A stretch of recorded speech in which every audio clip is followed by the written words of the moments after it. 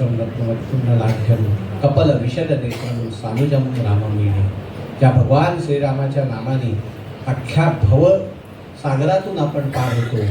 त्या श्रीरामाबद्दल आपण काय बोलणार.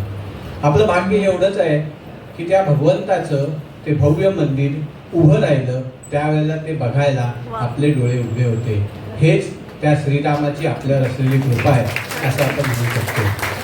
आणि कुठलेही संत असू देत, कुठलाही संत महोत्सव असू दे, भगवान रामाचं नाव घेतल्याशिवाय तो पूर्ण होऊ शकत नाही. कारण भवसागरातून पार करण्यासाठी त्याच्याशिवाय दुसरा कुठलाही तरणोपाय नाही हे संतांनी सांगून ठेवलेलं आहे.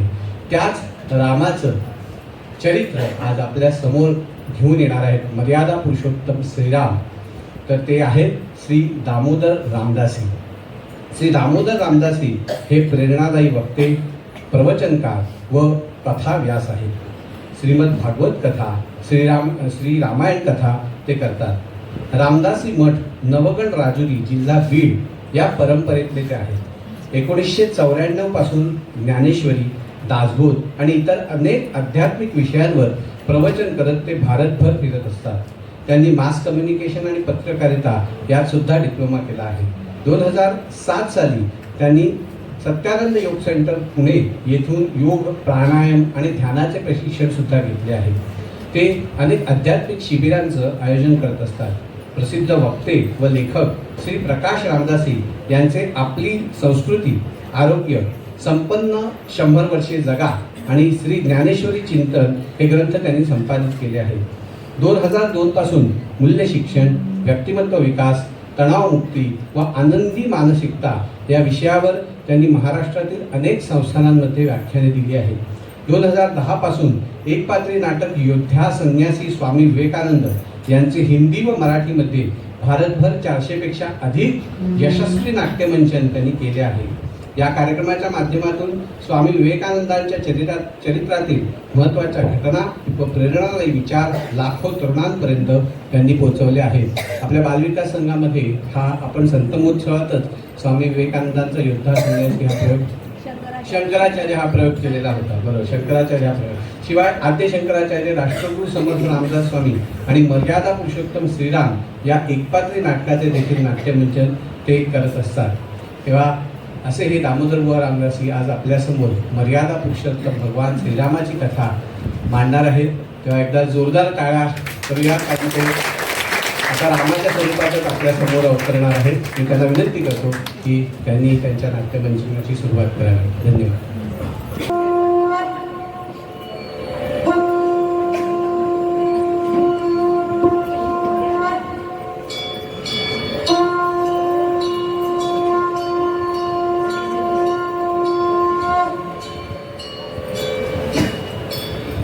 रामो राजमणिः सदा विजयते, रामं रमेशं भजे.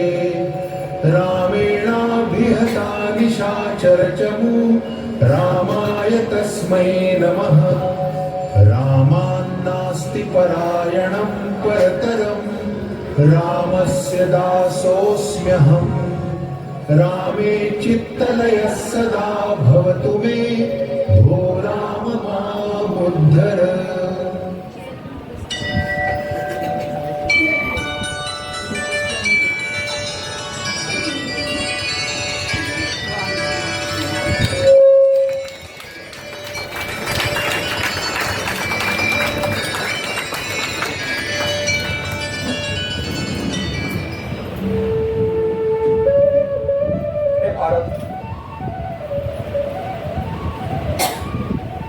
वेद तुम्हाला आचार देईल,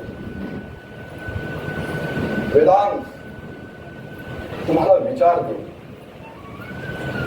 पुराण तुम्हाला उच्चार देईल, पण माझं चरित्र तुम्हाला साक्षात्कार देईल. गंगे समान दुसरं तीर्थ नाही, माते समान दुसरा गुरु नाही. सनातन धर्माशिवाय दुसरा धर्म नाही आणि रामायणाशिवाय दुसरा इतिहास नाही.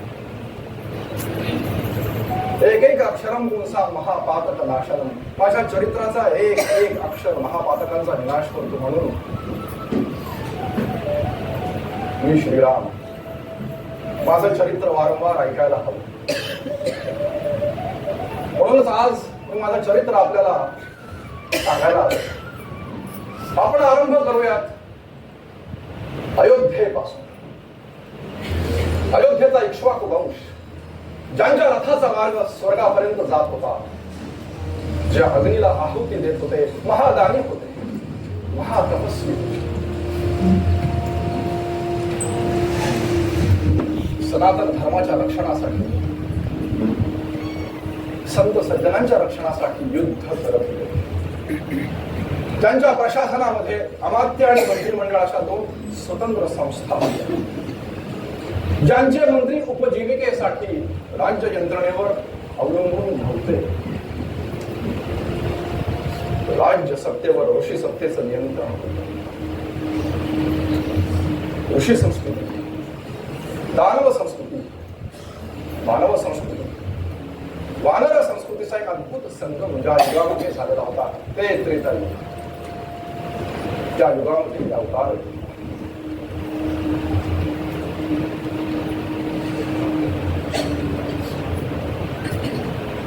पुत्र प्राप्तीसाठी चक्रवर्ती महाराज दशरथांनी पुत्र कामेष्ठी यज्ञाचा आरंभ केला. परम पावनी शरयू नदीच्या किनारी ऋष्यशृंग ऋषींनी अग्नीला आहुती दिली आणि त्या अग्नीतला एक दिव्य महापुरुष प्रकट झाला. त्यांनी दिव्य प्रसाद महाराज दशरथांना दिला. त्यांनी तो प्रसाद आपल्या 3 राण्यांमध्ये वाटून दिला. त्यांना गर्भधारणा झाली. चैत्र नवमीचा दिवस, पुनर्वसू नक्षत्र, 5 ग्रह उच्च स्थानावर असताना कौशल्या मातेच्या उदरी मी श्रीराम हे अवतार धारण केला. माता कैकेयीच्या उदरी भरतान, माता सुमित्रेच्या उदरी लक्ष्मण शत्रुघ्नाचा अवतार धारण केला. आत्मानं मानसं वन्दे रामं दशरथात्मकं. मी दशरथाचा पुत्र श्रीराम स्वतःला मनुष्य समजतो.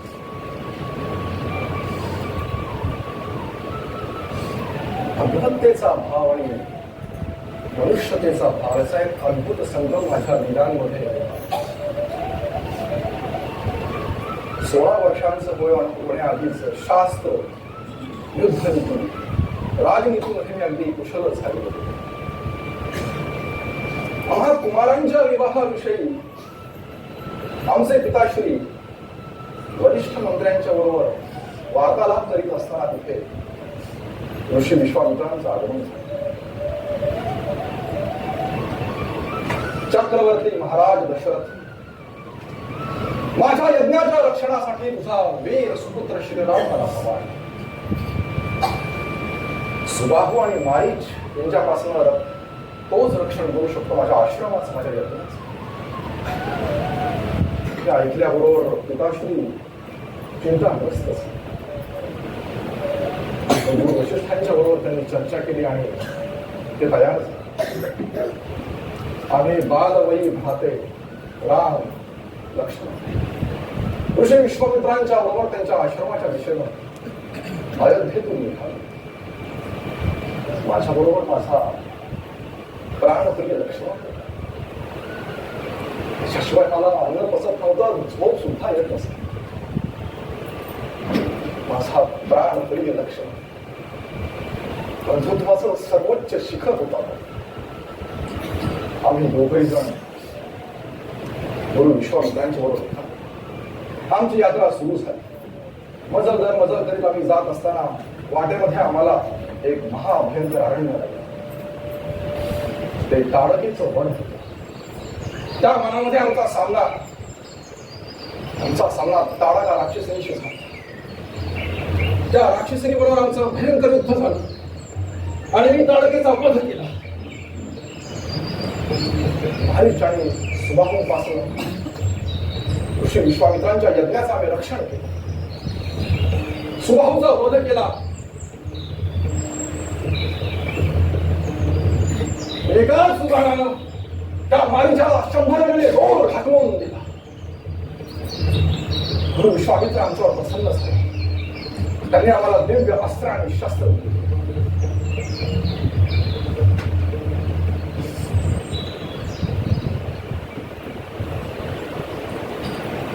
मिथिला नगरीतून एक निमंत्रण आलेलं होतं गुरु विश्वामित्रांना. तिथे धनुयज्ञ होणार होता, सीतेचा स्वयंवर होणार होता आणि म्हणून आम्ही त्यांच्या बरोबर मिथिला नगरीच्या दिशेनं आमची यात्रा आरंभ झाली. त्या यात्रेमध्ये मिथिला नगरीच्या सीमेवर आम्ही आलेलो असताना एका आश्रमात आलो, निर्जन आश्रम. हजारो वर्षांपूर्वी ऋषी गौतम आणि माता अहल्या त्या आश्रमामध्ये तपस्येमध्ये ते दोघेही लीन होते. एक दिवस इंद्रानं ऋषी गौतमांचा वेश धारण केला, ते रूप घेतलं आणि माता अहल्येबरोबर व्यभिचार केला. अहिल्या जाणत होती की तो इंद्र आहे म्हणून. पतीच्या शापापासून स्वतःचं आणि इंद्राचं रक्षण करण्यासाठी तिनं इंद्राला तिथून त्वरित जाण्यासाठी सांगितलं. पण तिथे ऋषी गौतम आले, त्यांनी इंद्राला बघितलं आणि त्यांनी सगळं काही ओळखलं. त्यांनी इंद्राला घोर शाप दिला. अहल्येला म्हटले, हे अहल्ये, हजारो वर्षांपर्यंत या आश्रमामध्ये तू वायू भक्षण करून एकटीच श्रीराम येथील त्यांच्या दिव्य स्पर्शानं तुझा उद्धार झाला. तोपर्यंत या आश्रमात तू शाहून आम्ही या आश्रमामध्ये आलेलो होतो. तो आश्रम निर्जन होता खरा, पण माता अहल्येच्या तपश्चर्येमुळे चारही दिशेला त्यांचं तेज आणि होत. ऋषी विश्वामित्रांच्या आज्ञेने त्या शिलेला मी स्पर्श केला, त्यांना वंदन केलं. त्यांनी त्यांचा दिव्य देह धारण केला. माता अहल्येनं माझ्या समोर त्या प्रकट झाल्या. त्यांनी आमचं स्वागत केलं, पूजन केलं. ऋषी गौतम तिथे आले. माता अहल्येने त्यांचं शरीर पूर्ववत धारण केलेलं होतं. दोघेही जण ते दंपती आपल्या तपश्चर्येमध्ये परत एकदा मिथिला नगरीमध्ये आमचं भव्य स्वागत झालं. महाराज जनक स्वतः आलेले होते. गुरुजनांनी त्यांनी वंदन केलं, पूजन केलं. त्यांच्या राजप्रसादामध्ये ठेवलेलं ते शिवाचं प्रचंड धनुष्य होते.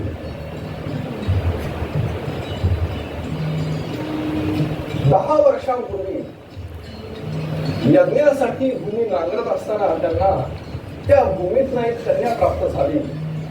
त्यांनी तिचं नाव सीता ठेवलं. जो या प्रचंड शिवधनुष्याला उचलण्याचं सामर्थ्य ठेवतो त्याच्याशीच सीतेचा विवाह होईल, त्याचा पुराण होता. सीता मिथिला नगरीच्या त्या पुष्प वाटिकेमध्ये मी तिला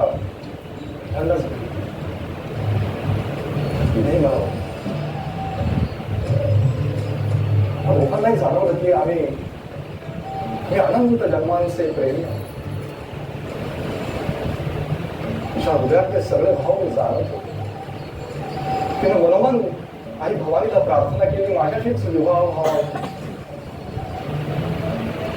वडिलांचा पुराण आठवला आणि ती शुद्ध देखील मी फक्त तिचे सगळे भाव टिकवत होते. सीता स्वयंवराचा तो दिवस. त्या राजसभेमध्ये देशोदेशाचे राजे महाराजे उपस्थित झालेले होते. आम्ही गुरुदेवांच्या चरणांजवळ बसलो होतो. एक एक राजा, एक एक महाराज पुढे यायचा आणि त्या शिवधनुष्याला उचलण्याचा प्रत्येक जण प्रयत्न करत होता, पण सगळेजण विफल झाले होते. महाराज जनक निराश झाले.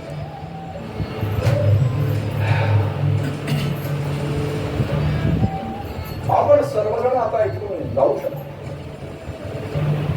हे अतिशय निराश झालं. काय या पृथ्वीवर हे देखील शूरवीर नाही जो या प्रचंड शिवधनुष्याला उचलू शकेल. आपण येऊ शकतो.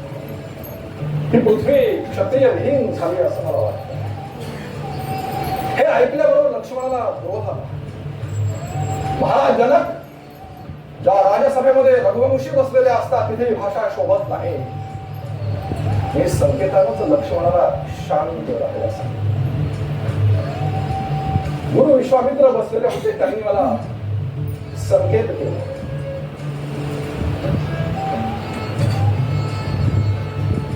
मी गुरुजनांना वंदन केलं. त्यावेळेस माझ्या हृदयामध्ये पुन्हा हर्ष होताना विषाद होता.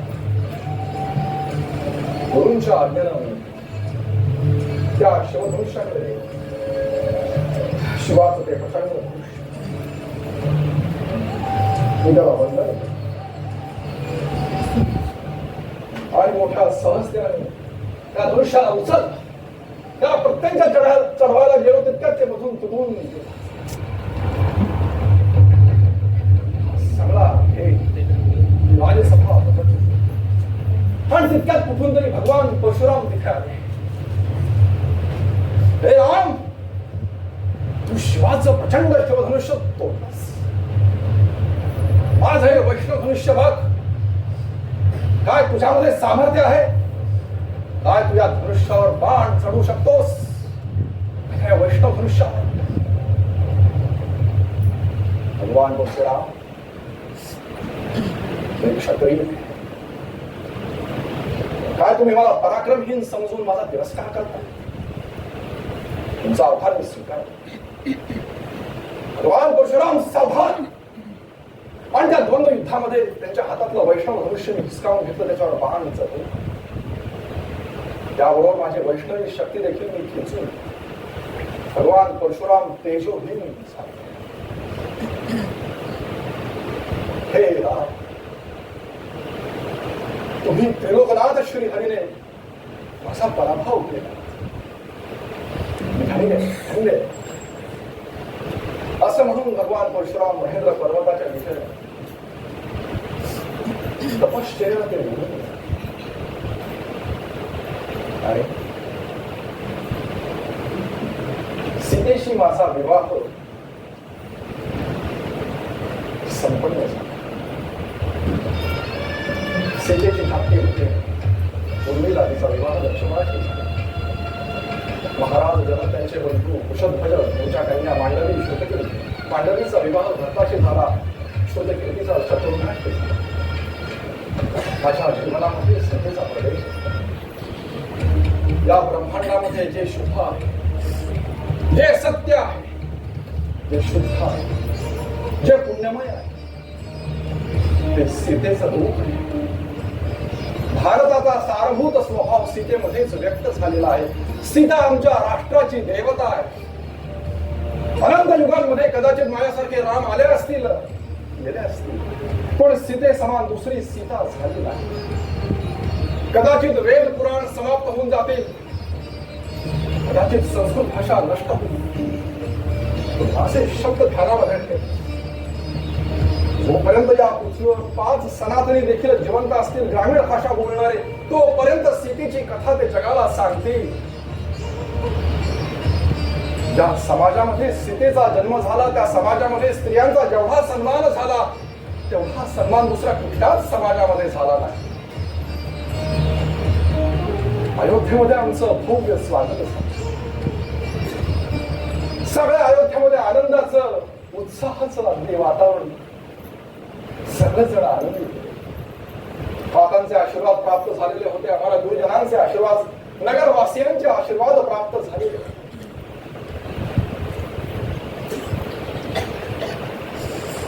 आमचे पिताश्री, त्यांच्या मनामध्ये माझा युवराज्याभिषेक व्हावा असं त्यांचं स्वप्न आहे. संपूर्ण अयोध्येमध्ये त्यांनी ते जाहीर केले. सगळ्यांना खूप आनंद झालेला होता. सर्व गुरुजनांना, वरिष्ठ मंत्र्यांना आनंद झालेला होता. रामाचा राज्याभिषेक व्हावा. आनंदाचं वातावरण. माझ्याच द्वारा निर्धारित नियतीच्या मनामध्ये काही वेगळाच खेळ होता. माता कैकेयीची दासी मंथरा, तिनं मातेच्या मनामध्ये भेद उत्पन्न केला. मातेसाठी राम दोन्ही समान होते. छान गोष्टींनी माता संमोहितच झाली. तिच्या मनामध्ये भेद उत्पन्न झाले. मंथरेनं मातेला देवासुर संग्रामातली ती घटना स्मरण करून दिली. देवासुर संग्रामामध्ये चक्रवर्ती महाराज दशरथ युद्ध करत असताना मूर्छित झाले आणि मातेनं त्यांचं रक्षण केलं होतं. त्यावेळी महाराजांनी तिला 2 वरदान मागायला सांगितले आणि ते वर पूर्ण करण्याची प्रतिज्ञा देखील वचन तसं दिलं. त्यावेळेस माता म्हणाली की इच्छा असेल त्यावेळेस मी मागू. मंथरेनं त्या गोष्टीच्या आठवण मातेला करून दिली. त्या वरदान नेमके काय मागावेत हेही सांगितलं आणि ते आत्ताच मागावेत हेही सांगितलं. त्यावेळेस मोठ्या कठोरतेनं मातेला महाराजांना ते वरदान मिळालं. महाराज तुम्ही वचनबद्ध आहात.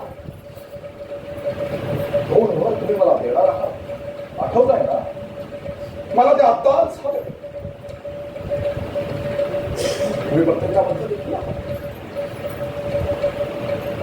महाराज माझा पहिला वर आहे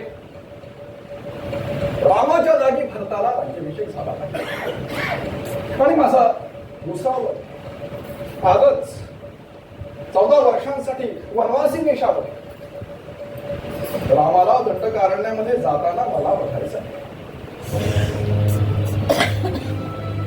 हे 2 वरदान तुम्ही प्रतिज्ञाबद्ध आहात महाराज. मला ते पूर्ण करावेच लागेल.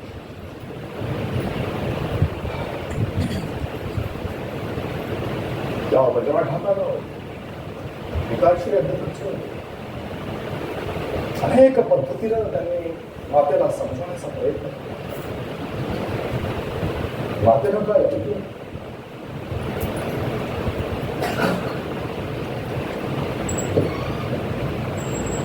सकाळी जिथे संपूर्ण राज्यामध्ये राज्याभिषेकाची तयारी चाललेली होती, उत्साहाचं वातावरण होतं, तिथे महाराजांनी मला निरोप वाटला.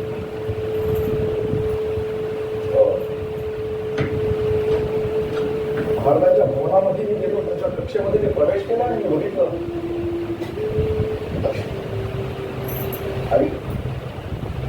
काय काय झालं का त्यांच्या डोळे डबडबले. काय झालं काय? पिताश्री मला बघितलं, फक्त बघितलं आणि त्यांच्या मुखातून उभेच शब्द निघाले. ते मौन होऊन गेले, चुप.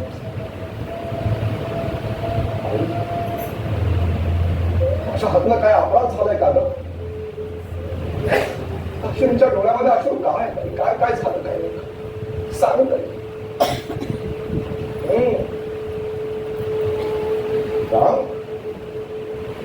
तुझ्या पिताश्रींच्या मनामध्ये काही गोष्टी आहेत तुझ्या भयानं ते बोलू शकत नाही. तुझ्या पिताश्रींनी मला 2 वरदान दिलेलं आहे आणि वचन देखील दिलेलं आहे की ते पूर्ण करते. म्हणून त्यांचा जर ते वरदान तू पूर्ण करणार असशील तरच मी तुला सांगतो.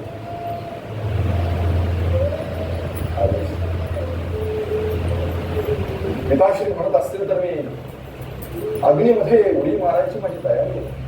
विष देखील मी प्राशन करेन. अगं पिताश्रींची आज्ञा पाळणं, त्यांची सेवा करणं हाच तर सनातन धर्म. बोल आई. मनुष्य प्रतिजायती रामो धीरनाथी भाष. मी राम प्रतिज्ञा करतो, जी आज्ञा असेल त्याचं मी पालन करेन. मी वचन देतो आई. बोल बोल काय आहेत ते 2 वरदान?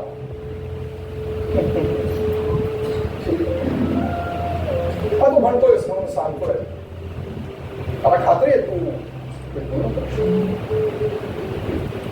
माझा पहिला वर आहे की तुझ्या जागी भरताला राज्याभिषेक झाला पाहिजे. दुसरा वर लक्षात आजच वनवासी वेशावर 14 वर्षांसाठी दंडकारण्यात तुला जावं लागेल. पारशी 2 वचन आई. माझ्या भारताला राज्याभिषेक होणार. मला खूप आनंद झालाय, खूप आनंद झालाय. मी आजच वनासाठी निघतो. आई, भाऊ, ते माझ्यासाठी फक्त एक नातं नाही, माझ्या हृदयातला तो एक हळवा टप्पा आहे. मी आजच मनासाठी निघतो. त्यावेळेस मी शांत होतो, समचित्त होतो.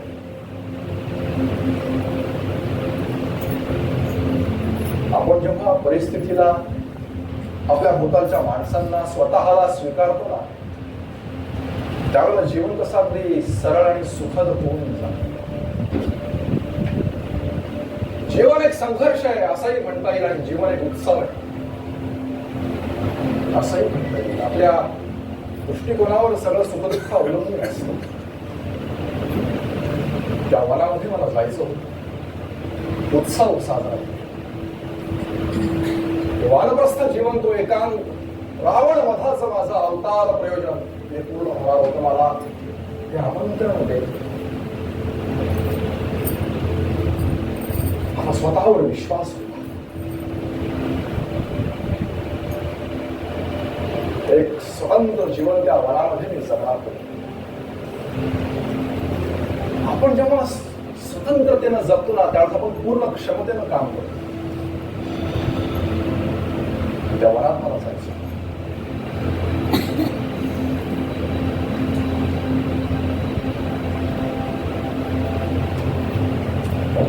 कौशल्या मातेचं दुःख मी बघितलं. लक्ष्मणाचा क्रोध शांत केला. ज्यावेळेला सीतेला हे कळालं, त्यावेळेस ती म्हणाली, हे आले, माझं भाग्य तुमच्या भाग्याशीच जोडलं नाही काय? तुमच्या चरणांचीच आश्रित आहे. जी आज्ञा तुम्हाला झालेली आहे ती आज्ञा मला झालेली नाही. मला देखील त्या वनप्रस्थ जीवनाचा आनंद घ्यायचा आहे. रघुनंदन, मला पण घेऊन चला त्या वनात. मोठ्या कुळामध्ये वाढलेली ती धर्मज्ञ, धर्मचारिणी जानकी आणि माझा प्राणप्रिय लक्ष्मण, दोघेही माझ्या मागे. आम्ही वल्कल धारण केली, गुरुजनांना वंदन केलं, पिताश्रीला मातांना वंदन केलं. आणि गुरु वशिष्ठांना हे कळालं आणि त्यांना अत्यंत वाईट वाटलं, दुःख झालं. ते सगळ्यांना म्हणू लागले, जोपर्यंत श्रीराम वनवासातनं माघारी येत नाही तोपर्यंत सीता सिंहासनावर बसून राज्य करू शकते. हे अयोध्येचं संविधान आहे.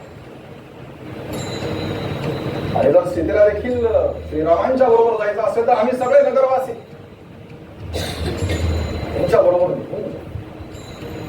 आणि भरत शत्रुघ्नाला जेव्हा हे कळेल ना, त्यावेळेस ते देखील श्रीरामांच्या बरोबर राहतील. हे गोष्ट काही काही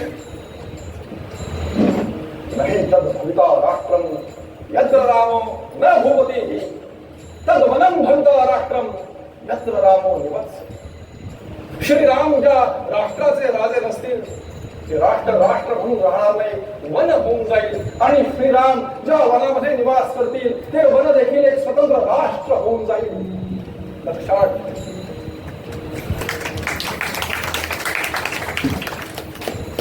आम्ही सर्वांना वंदन केलं. आमचे ज्येष्ठ मंत्री सुमंत्र यांच्या रथावर आरूढ होऊन आम्ही अयोध्येत निघालो. सगळे नगरवासी दुःखामध्ये अगदी बुडून गेलेले होते. सगळे आमच्या मागे मागे निघाले. काही जण तर त्या रथाला लटकलेले देखील होते. तमासा नदीच्या काठी आम्ही ती रात्र काढली. रात्री सगळे प्रजाजन निद्रेमध्ये अगदी निघून होऊन गेलेले होते. आम्ही एका बाजूला बसलो. प्रातःकाळी कोणालाही न सांगता गुपचूप रथावर आरूढ आम्ही तिथून निघालो. कोणालाही न सांगता.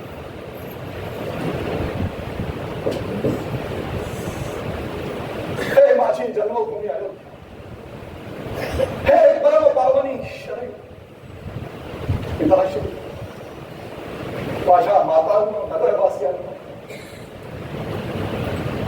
दर्शन मला कधी होणार?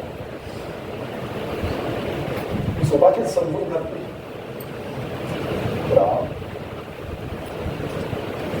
भूतकाळ आता सोडून दे, वर्तमान सत्य आता स्वीकार. आणि आम्ही गंगेच्या किनारी आलो. शृंगवेर पूर्व,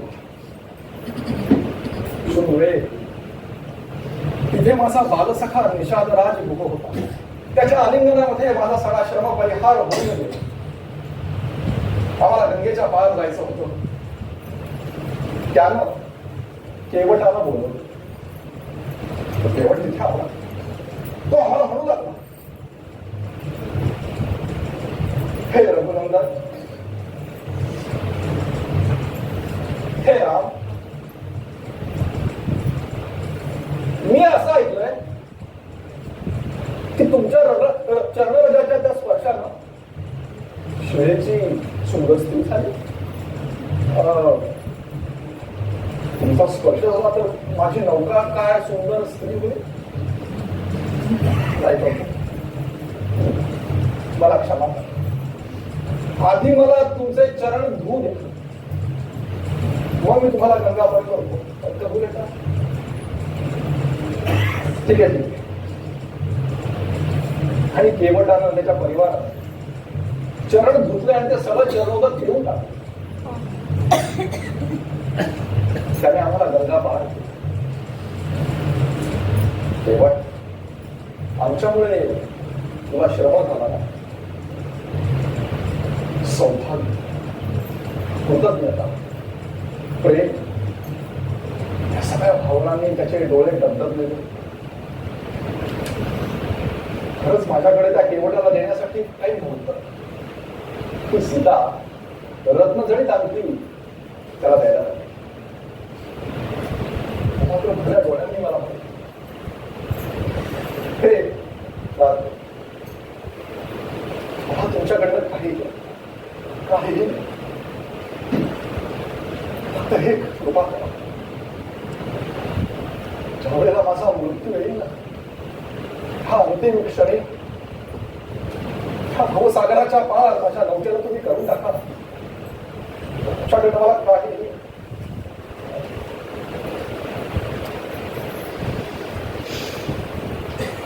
कृतज्ञता, प्रेम, दास्य भाव त्याच्या डोळ्यात दिसत होताच.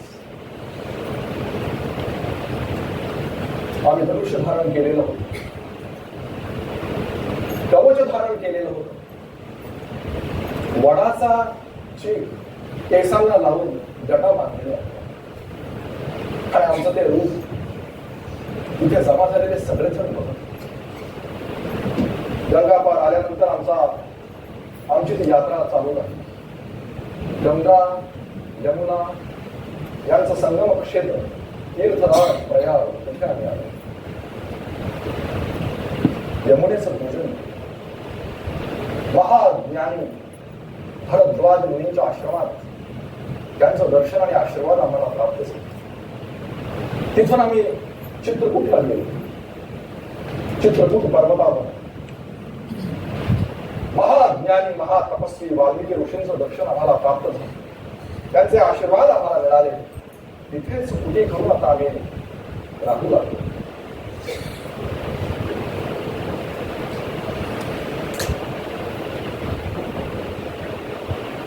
अयोध्येमध्ये पिताश्रींनी देह सोडला. भारतानं राजा होण्यास नकार दिला. त्यानं माझ्यासाठी आपल्या मातेचा त्याग केला. त्याच्या हृदयामध्ये त्याच्या मातेविषयी भयंकर क्रोध होता.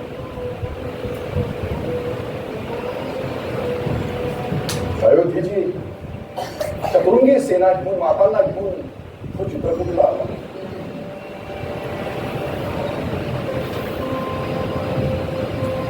असा भरत मला भेटण्यासाठी चित्रकूटला आला. लक्ष्मणानं लागून ती चतुरंगी सेना बघितली. त्याला असं वाटलं की भरत युद्ध करण्यासाठी आलेला आहे. भयंकर राग आणि हातामध्ये धनुष्य घेऊन युद्ध करण्यासाठी लक्ष्मण निघाला. पण त्याला मी थांबलो, लक्ष्मणा थांब, भरत युद्ध करण्यासाठी आलेला नाहीये. आणि माझे बंधू, माझे मित्र, त्यांच्या रक्ताने लांछन झालेलं सिंहासन मला नको आहे.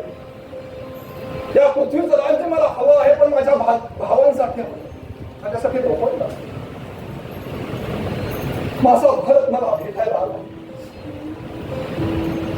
भरताला मी माझ्या हृदयाशी घातलं. हे भरत, अशा मातांचे आशीर्वाद मला प्राप्त झाले. आम्ही पिताश्रींचं पिंडदान केलं.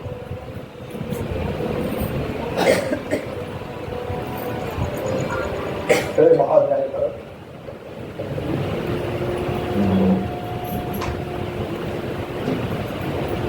माझ्यासाठी माता पिता दोन्ही समान.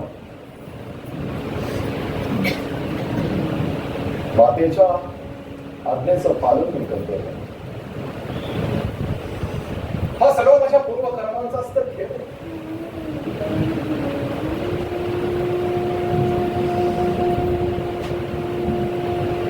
महासागरामध्ये दोन ओळखी एकमेकांना भेटतात आणि काही काळानं एकमेकांपासून दूर निघून जातात. त्याप्रमाणेच स्त्री, पुत्र, धन, परिवार हे सगळं काही मिळतं. त्यापासून दूर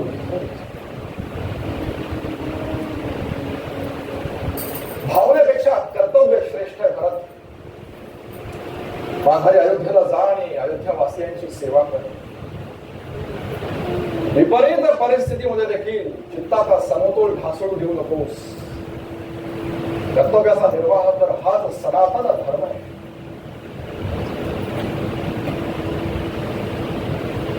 माझ्या या सगळ्या संघर्षातून एका भव्य भविष्याचं निर्माण होतं.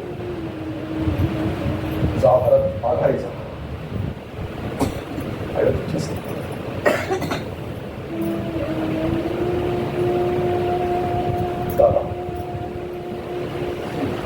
दादा तुम्ही म्हणताय तर मी जाईन. प्रेम सेवा मला तुमच्याकडनं एक वचन होतं. 14 वर्ष पूर्ण झाल्यानंतर दुसऱ्या दिवशी सूर्यास्तापर्यंत तुमचं दर्शन मला झालं नाही तर अग्नीमध्ये मी प्रवेश करून शरीराचा का वचन होय. मी तुला वचन देतो.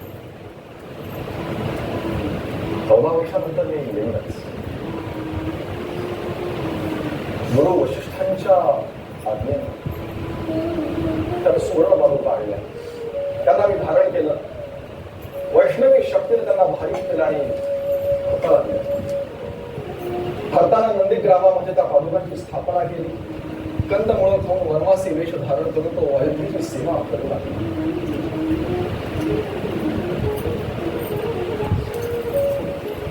या चित्रकूट पर्वतावर आम्ही राहतो. अनेक ऋषीमुनींचे तिथे आश्रम होते. तपस्येमध्ये ते लीन असायचे. म्हणून रावणाचा बंधू खर त्याला ऋषींना पीडा देण्यास सुरुवात केली आणि म्हणून तो आश्रम आम्ही सोडला. आमची यात्रा आम्ही पुढे चालूच ठेवली. ऋषी अत्रे आणि माता अनुसूया यांच्या आश्रमामध्ये आता आम्ही आलेलो होतो. त्यांचं दर्शन आम्हाला मिळालं. आशीर्वाद प्राप्त झाला आणि आम्ही महाभयंकर दंडकारण्यामध्ये प्रवेश केला. महाभयंकर दंडकारण्य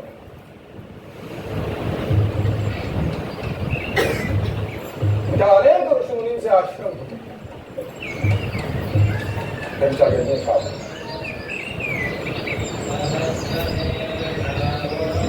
त्यांच्या वेदमंत्रांचा तो उद्भव सगळं वातावरण कसं अगदी पवित्र. महातपस्वी शरभंग ऋषी ब्रह्मज्ञानी सुदेक्ष्ण ऋषींचं दर्शन आम्हाला प्राप्त झालं. या अनेक राक्षसांचा वध करीत होता आणि एक दिवस सीता मला म्हणतात,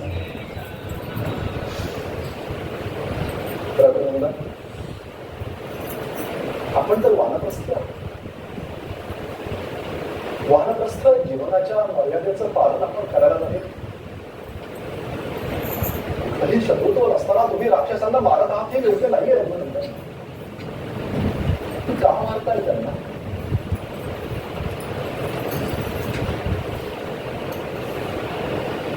सीतेचं हृदय कोमल होते, ती अतिशय प्रेमळ होती, कारण तिला श्रीरामाचं ध्यान. पण मी तुला समजून जानकी,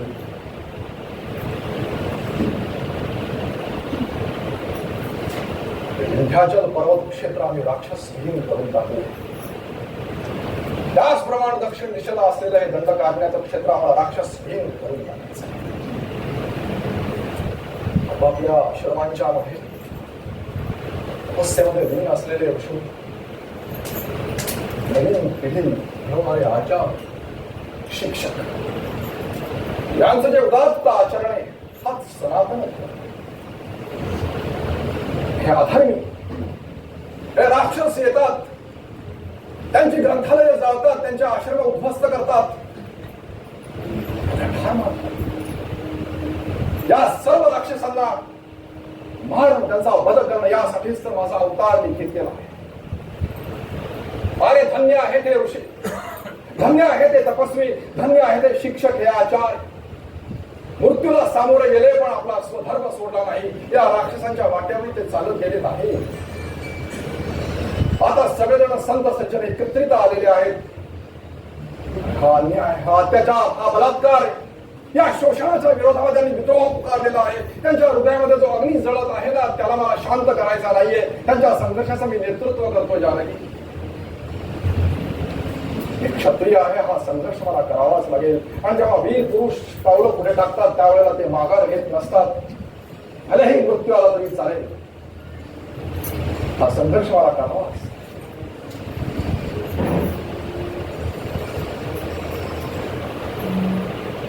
ऋषी विश्वामित्रांपासून ते अगस्त्य मुनींपर्यंत एका योजनेच्या अनुसार त्यांनी मला या वनामध्ये आणलेलं. ऋषी अगस्त्यांनी मला दिव्य अस्त्र आणि शस्त्र दिले. ऋषी मुनींच्या त्या आश्रमांमध्ये कुठे 4 महिने, कुठे 6 महिने, कुठे 10 महिने, कुठे वर्षभर आम्ही राहिलेलो होतो. आता आमचा वनवास संपवायला केवळ 1.5 वर्ष शिल्लक राहिले. आम्ही गोदावरीच्या तटी आलो, पंचवटीमध्ये. लक्ष्मणाने तिथे अतिशय सुंदर अशी पर्णशाळा उभी केली. तिथे आम्ही आता राहू लागलेलो होतो. शरद ऋतू संपलेला होता आणि हेमंत ऋतूचं आगमन झालेलं. एक दिवस मी, सीता आणि दोघे जण पर्णशाळेमध्ये बसलो होतो. त्या परिसरामध्ये आमचा परिचय विघराज जटायू यांच्याशी झालेला होता. आमच्या अनुपस्थितीमध्ये सीतेच्या रक्षणाचं उत्तरदायित्व त्यांनीच तर स्वीकारलं. त्या पंचवटीत, त्या आश्रमामध्ये आमचे दिवस कसे अगदी चाललेले होते, छान शिल्लक. त्या अरण्याचा आनंद आम्ही घेत होतो. आणि पर्णशाळेमध्ये सीतेबरोबर एक दिवस बसलेला असताना तिथे एक राक्षसी आहे. सुंदर रूप तिनं धारण केलेलं होतं. ती माझ्या समोर आली, मला म्हणू लागली, राम, किती सुंदर आहेस. मी शोभा, रावणाची बहीण, तू किती सुंदर आहेस. मला तुझ्याशी लग्न करायचं आहे. करशील ना माझ्याशी लग्न? मला स्वीकार. तुझ्या शेजारी बसलेली ही अशक्त स्त्री मीला खाऊन टाकते. आपण या दंडकारण्यामध्ये चिरकालापर्यंत यौवनाचा आनंद घेऊ. राम, करशील माझ्याशी विवाह? आता माझा हास्य विनोद करण्याचा स्वभाव. त्याला म्हणाल, सुंदरी शोभांखे, आता थोडं माझं तरी आहे. ही जी अशक्त स्त्री बसलेली आहे ना, ही माझी प्राणप्रिय भार्या आहे सीता. जर तुझ्याशी विवाह केला तर तुला काय सबत आवडणार नाही, हो की नाही? तू त्यापेक्षा असं का नाही करत? तिथे जो बसलेला आहे ना माझा बंधू लक्ष्मण, तो देखील सुंदर आहे बरं. तू त्याच्याशीच का नाही विवाह करत? जा त्याच्याकडे जा. ती काममोहित राक्षसी लक्ष्मणाकडे गेली. लक्ष्मणच होता. त्यानं तिचा उपहास केला. अगं शोभणखे सुंदरी, अगं थोडं माझं तरी ऐकून घे. बघ, मी माझ्या ज्येष्ठ बंधूंचा दास. आता तू जर माझ्याशी विवाह करशील तर तू पण त्यांची दासी होशील, नाही का? त्यापेक्षा असं कर ना, तू त्यांच्याशीच विवाह कर, त्यांची कनिष्ठ भार्या होऊन जा. तू काही काळानंतर राम सीतेचा त्याग करतील आणि तुझ्यावर प्रेम करू लागतील. जा त्यांच्याकडे जा, त्यांच्याशीच विवाह कर. निर्लज्ज शोभणखा परत माझ्याकडे आली. तुला तर थोडा राग आलेला होता. हे राम, या अशक्त स्त्रीसाठी तुम्हाला उपहास करतो, अपमान करतोयस ना? आता मी तिला खाऊनच टाकतोय. ती सीतेकडे वळाली, पण मी मात्र एका हुंकाराने तिला स्तंभित करून टाकलं. तितक्यात लक्ष्मण आला आणि एका खडगाने तिचे कान नाक कापून टाकले. ती भयभीत झाली आणि तिथून ती पळाली. तिच्या बंधूंकडे खरं दूषण आलं. खरं दूषण. उशिरा 14 चतुरंगी राक्षसी सेनेसकट त्यांनी आमच्या आश्रमावर आक्रमण केलं आणि मी केवळ 1.5 मुहूर्तामध्ये त्या सगळ्या राक्षसी सेनेचा वध एकट्यानं करून टाकला. शूर्पणखा भयभीत झाली आणि रावणाकडे पळाली. तिचा बंधू रावण त्यावेळेस रावणात बसलेला. शूर्पणखे, तुझी स्थिती कोणी केली? हे लंकाधिपती रावण, त्याला बघणं माझी स्थिती 2 कुमारांनी केली. राम लक्ष्मण.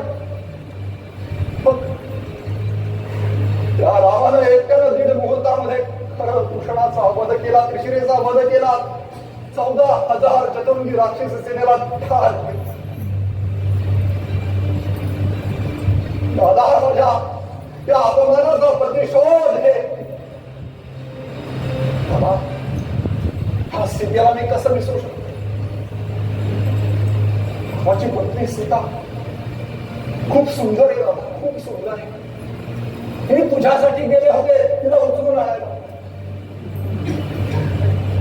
पण त्या लक्ष्मणानं माझे कान नाक कापलंय. दादा तुझा सीतेला उचलून आण, तुझ्या या राजप्रसादामध्ये पत्नी म्हणून शोभा देईल तुला. तू जा माझ्या अपमानाचा प्रतिशोध घे दादा, प्रतिशोध घे. रावणानं तिचं सगळं म्हणणं ऐकून घेतलं. शूर्पणखेनं सीतेचं जे वर्णन केलेलं होतं त्यामुळे रावण त्याच्या मनामध्ये एक योजना निर्माण झाली. योजना पूर्ण करण्यासाठी रावण त्याचा मामा मारीच्याकडे गेला. ताडकेचा पुत्र मारीच, आणि त्यानं त्याची सगळी योजना मारीच्या ऐकली. मामा, मी ऐकलंय रामाची पत्नी सीता अतिशय शूर्पणखेनं वर्णन केलंय. मला तिचा अपहार करायचा आहे, लंकेत आणायचा आहे, तिच्याशी विवाह करायचा आहे. तुझी मदत मला हवी. बाबा, माझ्या मनात एक योजना आहे. मला तुझी मदत हवी. ऐक, तू सुवर्ण मृगाचं रूप धारण कर, कपट टाकतोस आणि रामाच्या आश्रमामध्ये तुझा सीता तुला बघेल, तुझ्यावर मोहित होईल. तुला पकडण्यासाठी ती रामाला पाठवेल आणि त्यावेळेस संधीचा फायदा मी घेईन. सीतेला उचलून लंकेमध्ये आणीन. कपट मृग होऊन मला मदत. वारीच्यानं रावणाला समजवण्याचा पुष्कळ प्रयत्न केला. हे लंकाधिपती रावण, माझ्याकडनं एक वाद शक्य. अजून श्रीरामांच्या बाणांचा अनुभव केलेला नाही. मी घेतलाय तो अनुभव. ऋषी विश्वामित्रांच्या आश्रमावर जाणव सुभागुला काळ केलं हर भूषण दृष्टीराम यांचा वध केला. काय त्या रामाला तू साधारण मनुष्य समजतोस?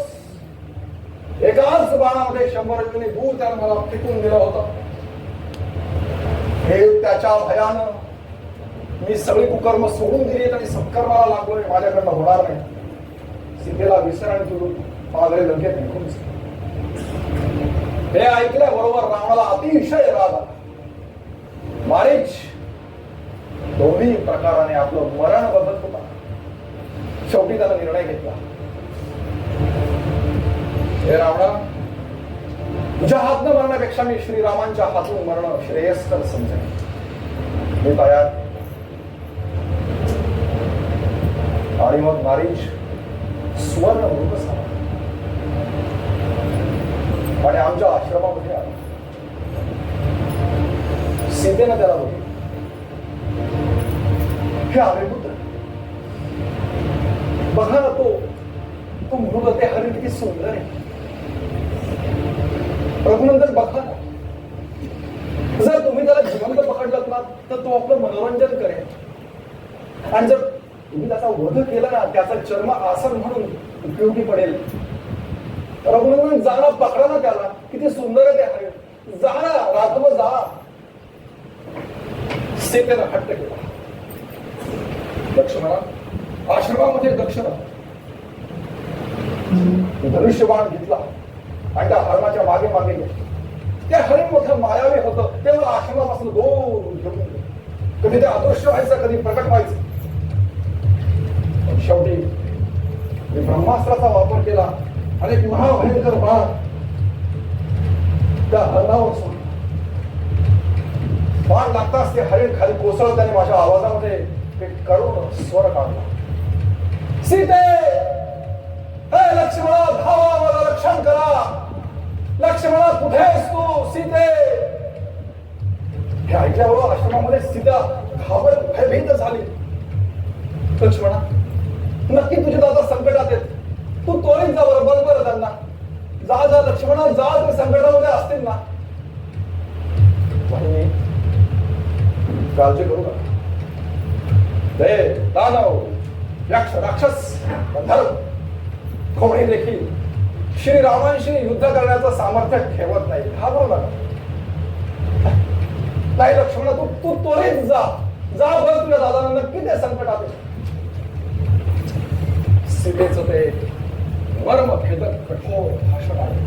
लक्ष्मणाने नाही राजानं तो इथून निघाला मला बघण्यासाठी. पण जाता जाता त्यानं त्या आश्रमाच्या द्वारावर एक दिव्य रेखा म्हणजे ती रेखा तुमचं रक्षण करेल. काहीही झालं तरीचं उल्लंघन तुम्ही करू नका. आणि लक्ष्मण मला बघण्यासाठी म्हणून जंगलामध्ये वनावर आला आणि संधी बघितली त्या रावण ब्राह्मणाच्या वेशामध्ये आश्रमामध्ये आला.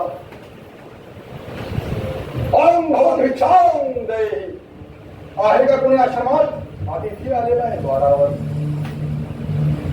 सीतेनं अतिथी समजून रावणाचा सत्कार केला. आपल्या भाषणानं रावणानं सीतेला ती रेखा उल्लंघन करण्यासाठी विवश केली. पहिल्यांदा त्यानं प्रेम दाखवलं, नंतर भीती दाखवली आणि शेवटी आपलं भयंकर रूप धारण केलं आणि सीतेचे केस पकडले, त्याला उचलला, आपल्या मायावी रथावर टाकून तो आकाश मार्गाने जाऊ लागला. सीतेनं मोठा विलाप आरंभ केला.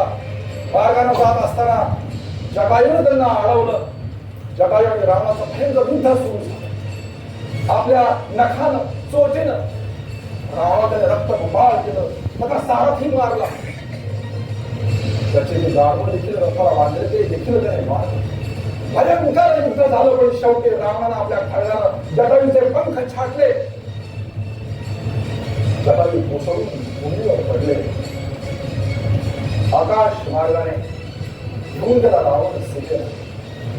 सीतेने एका पर्वतावर 5 वानरं बघितली त्यावेळेस तिनं तिचं उत्तरीय वस्त्र आणि आभूषण ठेवून रावण सीतेला घेऊन निघून गेला.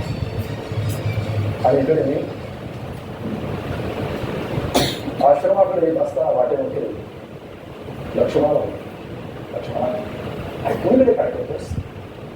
जानकी तिकडे एकटी असेल ना. चल चल आश्रमाकडे जाऊया. आणि आम्ही आश्रमामध्ये आलो नाही, बघितलं तर सीता तिथे नव्हतीच. सीते, लक्ष्मणाला बघ सीते आहे कुठे? सीते, सीते तू कुठे आहेस? लक्ष्मणा सीता कुठे आहे? तिच्याशिवाय मी जिवंत नाही राहू शकत. सीते तू कुठे आहेस ग? सीता, आम्ही खूप शोधलं तुला पण ते सापडलं. लक्ष्मण हे आम्ही दोघंही जण सीतेला शोधत त्या मार्गावरून जात असताना लक्ष्मणा बघ ना, अरे ही फुलं सीतेला मारलेली होती ना केसांमध्ये. अरे हे मेलेली गाढव, हा मेलेला साथी. लक्ष्मणा तेव्हा जटायू, तात तुमची स्थिती कोणी केली? तुम्ही जखमी झाला, तात कोणी केली असते? जटायू अतिशय जखमी झाले.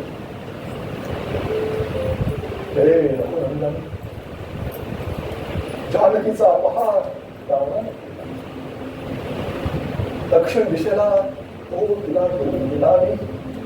मी खूप युद्ध केलं, प्रयत्न केला, पण विफल झालो. मला क्षमा करा.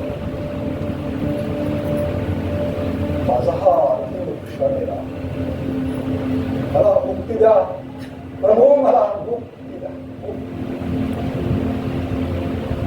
जटायू मला वडिलांसारखेच तर. हे तात, तुम्ही धन्य आहात. माझ्या मांडीवर जटायूने प्राण सोडले. मला असं वाटतं की माझ्या वडिलांनीच माझ्या मांडीवर प्राण सोडले.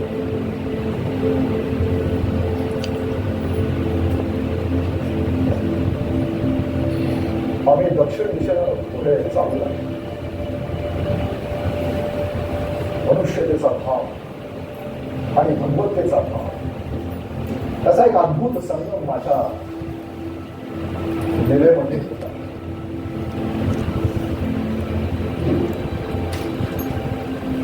आम्ही मतंग ऋषींच्या आश्रमामध्ये आता आलेलो. त्या आश्रमामध्ये एक साधवी आमची प्रतीक्षा करत होती. शबरी तिचं नाव. बऱ्याच वर्षांपासून ती आमची प्रतीक्षा करत होती. तिने आमचं स्वागत केलं, पूजन केलं. हे रघुनंदन, आज मी धन्य झाले. तुमचा सत्संग मला लाभला.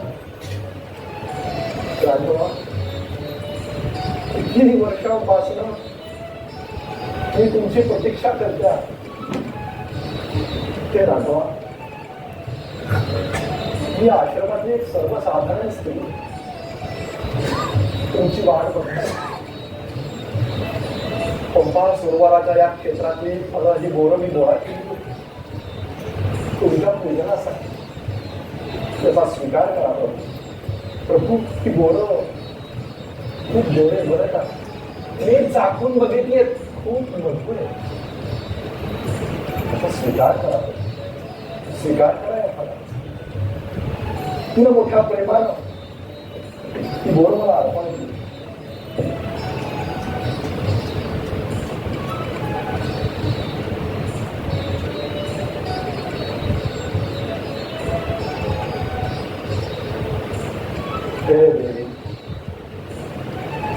अत्यंत मजबूत बोल आहे.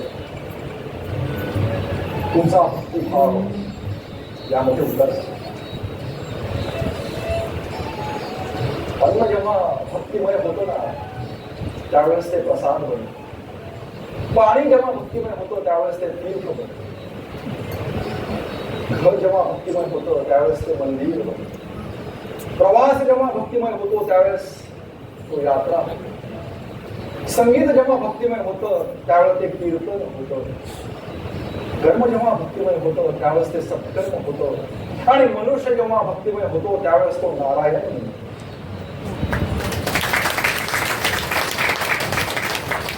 तुम्ही धन्य आहात. तुमचं जीवन भक्तिमय झाले. सद्गुरूंची कृपा, सद्गुरूंचा सत्संग, जप, ध्यान, भगवत कथेचा आनंद, समाधी, समर्पणता, सरलता हे सगळं तुम्हाला आधीच उपलब्ध झालेले वेळी इतकंच भाग्यवान आहात.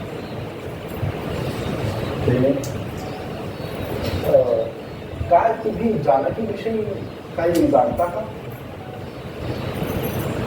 त्यावेळेला शबरी आम्हाला म्हणाल्या की ऋष्यमुख पर्वतामध्ये सुग्रीव राहतात, त्यांना माहिती असेल. त्या देवीनं, त्या साधीनं माझी आज्ञा घेऊन त्या ब्रह्मलोकी निघून गेले. आम्ही ऋष्यमुख पर्वत क्षेत्रामध्ये आलेलो. तिथे आम्हाला एक विद्वान ब्राह्मण भेटायला आला. त्याची भाषा प्रवाहमार्ग होती. प्रत्येक शब्दाचा उच्चार स्पष्ट होता. व्याकरणाचा चांगला जाणता, वेदांचा जाणता असा तो संभाषण कुशल होता. आणि आमचा परिचय करून दिला. इथे येण्याचं कारण देखील सांगितलं. आणि त्यावेळेस त्यानं त्याचं मूळ रूप आम्हाला दाखवलं. तो तर माझा हनुमान होता. हे हनुमंत म्हणू लागला मला, हे प्रभू, मी तुमचा चरणांचा दास हनुमान, वानरी बुद्धीमुळे तुम्हाला ओळखू शकलो नाही. हे हनुमंता, अरे हृदयाशी लाग, महारुद्राचा अवतार माझा हनुमान. शिवाजी देखील बघा दिला काय, मी शिवाची साधना करतो आणि शिव माझी करतात. माझ्यासाठी वानर रूपामध्ये अवतरित झालेले हनुमान. परस्पर विरोधी क्षमता हनुमंताच्या मध्ये प्रकट झालेल्या. हनुमंत सुंदर, हनुमंत भीम भयानक, हनुमंत सुपूर्ण, हनुमंत वज्र कठोर, हनुमंत समाधी बघ, हनुमंत नृत्य गायन प्रिय. देवता त्याची पूजा करतात आणि राक्षस त्याच्या चरणावर पडू नयेत. जो हनुमंताची उपासना करतो त्याच्यामध्ये देखील परस्पर विरोधी क्षमता विकसित व्हायला लागतात. म्हणून तुम्ही हनुमंताची उपासना करा.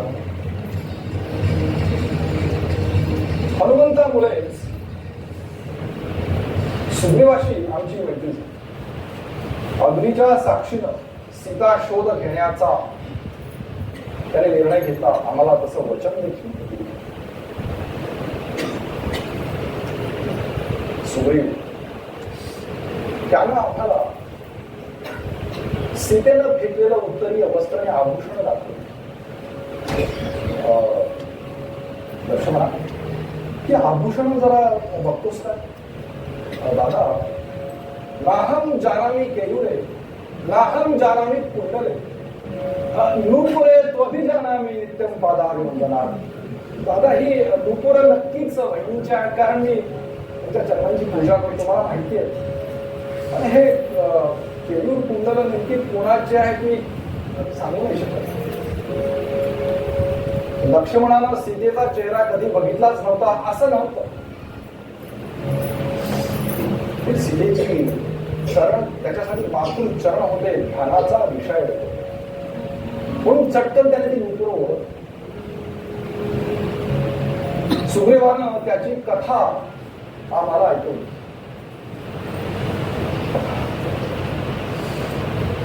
माझी कथा आणि माझी कथा हे राघव तुम्हाला काय सांग.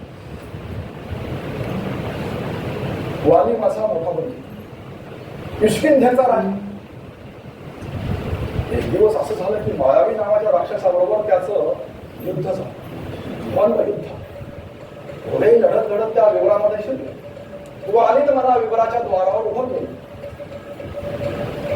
एक संवत्सर निघून गेलं प्रभू, पण काय दोघांना त्या बाहेर काय आलेच.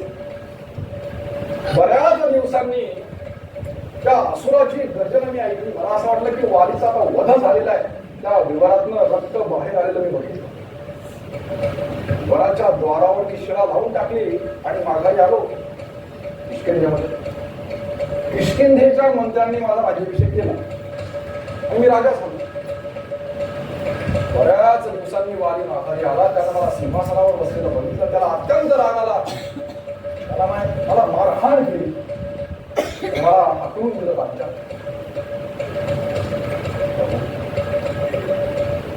त्यानं माझ्या पत्नीचा देखील अपहार केला. फार मोठा अन्याय झालाय माझ्या. ते राघव, आता तुम्हीच माझी संरक्षण करू शकता. त्याच्यामध्ये या ऋषभ पर्वतावर तो येत नाही, कारण ऋषीचा शाप येते ना, म्हणून मी इथे राहतो. सुग्रीवानं मला वचन दिलेलं होतं सीता शोध घेण्याचं, म्हणून मी देखील त्याला वचन दिलं. सुग्रीव, तू माझे बाळ बघतोस. हे बाळ अत्यंत तिखट आहे. ज्यावेळेला ते शत्रूवर मी सोडतो त्यावेळेला शत्रूचा वध करूनच ते माघारी येतात. मी तुला वचन देतो की मी वालीचा वध करेन. तुला वचन देतो. सुग्रीव, त्याला माझं सामर्थ्य बघायचं होतं. दुदुम ही राक्षसाची महाप्रचंड तो हाडांचा सापळा त्यानं मला दाखवला. एका चर्माच्या स्पर्शानंच तो हाडांचा सापळा दूर फेकून गेला. एकाच बाळानं ताड वृक्ष साथ त्यांना मी छेदलो तो माघारी वामाला. सुग्रीव आनंदित झाला, समाधानी झाला आणि त्यानं किष्किंधेमध्ये जाऊन वालीला द्वंद्व युद्धाचा उद्धार केला. वालीची पत्नी तारा तिनं वालीला थांबवलं. तिला माहिती होतं की या सुग्रीवाच्या मागे श्रीराम. वालीला वर होता. तो ज्याच्याशी द्वंद्व युद्ध करतो त्याची अर्धी शक्ती वालीला प्राप्त होते. त्याने आव्हान स्वीकारलं. सुग्रीव आणि वालीचं द्वंद्व युद्ध सुरू झालं. एकाच मुष्टी प्रहारामध्ये सुग्रीव जमिनीवर कोसळला, भयभीत झाला, धावत आला. मी तरी काय करू, दोघे बंधू दिसायला सारखे. बाण सोडला, सुग्रीवाला स्पर्श केला, त्याचं शरीर वज्रा समान करून टाकलं. त्याच्या गळ्यामध्ये हार घातला. तो परत गेला. दोघांमध्ये भयंकर द्वंद्व युद्ध सुरू झालेलं होतं. ते द्वंद्व युद्ध चालू असताना मी मात्र एका वृक्षाच्या आड. शेवटी वेळ आलीच. मी महाभयंकर बाणात वालीच्या छातीचा वेध घेतला. बाण लागता क्षणी वाली जमिनीवर कोसळून पडला. मात्र मला विचारतोय, हे श्रीराम, मी तुमचा शत्रू, तुम्ही मला का बरे मारले? काय माझा असं अपराध? शाखा आणि स्त्री लंपट, फार मोठा अपराध केलेस. आपल्या भावाची पत्नी, मुलाची पत्नी, कन्या बहीण चारही समान असतात. तू तुझ्या भावाच्या पत्नीचा अपहार केलीस. एका स्त्रीचा अपमान केलाय. स्वामी, तुम्ही बघतोस, इक्ष्वाकू वंशाची ही तुम्ही आहे आणि युवराज स्वतःचा प्रतिनिधी आहे. या भूमीवर तुझा अपराध केलेला त्याचा एकच दंड आहे, मृत्यूदंड. म्हणून मी तुला मारला. वालीचा बक्षीस सुग्रीव किष्किंधेचा राजा झाला. वालीचा पुत्र अंगद युवराज झाला. हनुमंतानं सीता शोध आरंभ केला. अंगदाच्या नेतृत्वाखाली दक्षिण दिशेला नलनील जांबवान हनुमान सीतेचा शोध करीत होते. सीतेसाठी राम नाम युक्त अंगठी हनुमंताजवळ दिली. दक्षिण दिशेला हे वानर सीता शोध करीत असताना ते एका गुहेमध्ये गेले. तिथे त्यांना एक योगिनी भेटली, स्वयंप्रभा. तिने योग बळानं सर्व वानरांना दक्षिण समुद्राच्या तटावर आणून सोडले. तिथे वानरांना जटायूचे ज्येष्ठ बंधू संपाती भेटले. त्यांनी सीतेचं स्थान सांगितलं. समुद्राच्या पारात त्रिकुट पर्वतावर रावणाची लंका वसली, सोन्याची लंका. तिथे अशोक वनामध्ये त्यानं सीतेला ठेवलेलं. समुद्राच्या पार जायचंय, पण सामर्थ्य फक्त हनुमंताकडेच होतं. जानुवंतानं हनुमंताला त्याचं सामर्थ्याचं स्मरण करून दिलं. हे हनुमंता, बलबुद्धी विवेक याच्यामध्ये तुझ्यासारखा सर्वश्रेष्ठ दुसरा कोणीही नाहीये. श्रीरामाच्या कार्यासाठी तू अवतरित झालेला आहेस. अरे स्वतःचं सामर्थ्य तू जागृत कर. जा समुद्राच्या पार जा. हनुमंताला त्याच्या शक्तीचं स्मरण झालं. श्वेत वस्त्रधारी हनुमंतानं विशालकाय रूप धारण केलं आणि महेंद्र पर्वतावरून त्यांनी उड्डाण केलं. लंकेच्या दिशेनं आकाश मार्गाने जात असताना समुद्रातील अनेक राक्षसांचा वध करीत तो लंकेमध्ये जाऊन पोहोचला. त्रिकुट पर्वतावर तिथे लंकिनी नावाच्या राक्षसणी बरोबर त्याचं द्वंद्व युद्ध झालं. त्यात हनुमंतानं तिचा पराभव केला. हनुमंतानं बघितली ती सोन्याची लंका. भोग विलासामध्ये लिप्त असलेले ते राक्षस, त्यांचे ते प्रासाद, रावणाचा प्रासाद, राम नामामध्ये भजनामध्ये लीन झालेले महाराज विभीषण देखील त्यानं बघितले. वन उपवन बघितले आणि हनुमंताला अशोक वनामध्ये राक्षसणींच्या त्या गराड्यामध्ये एका वृक्षाखाली सीता बसलेली होती. उपवासामुळे कृश झालेली होती. तिचे वस्त्र मलिन झालेले होते.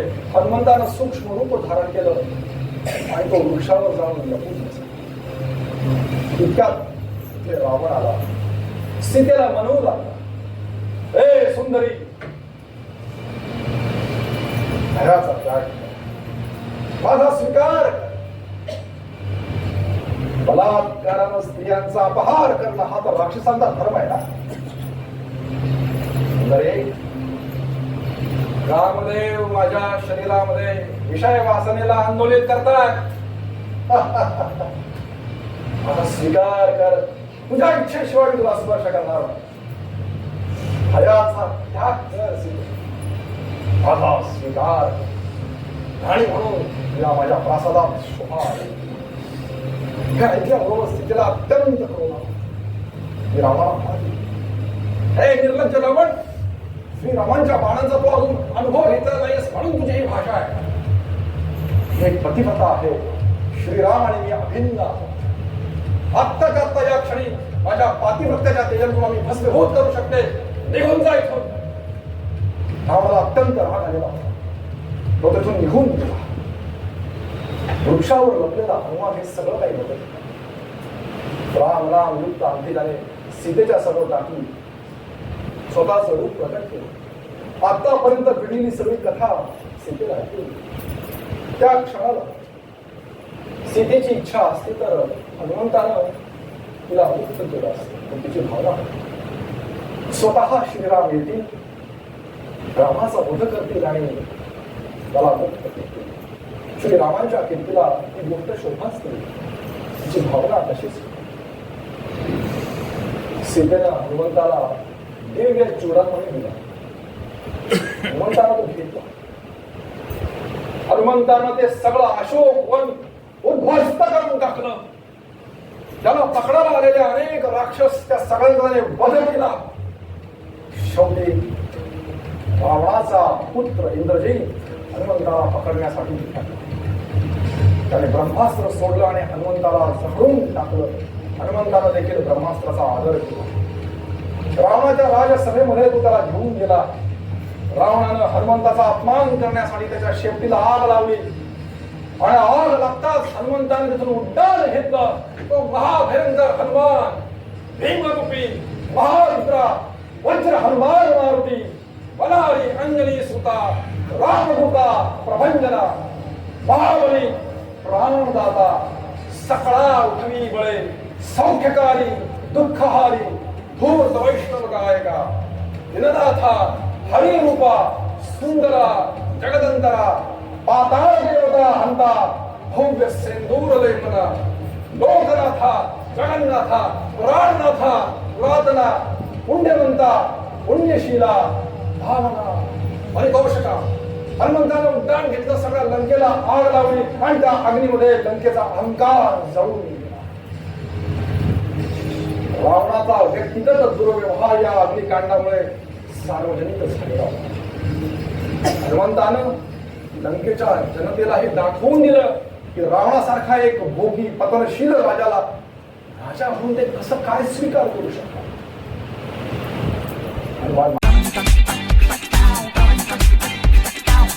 आचार्य 98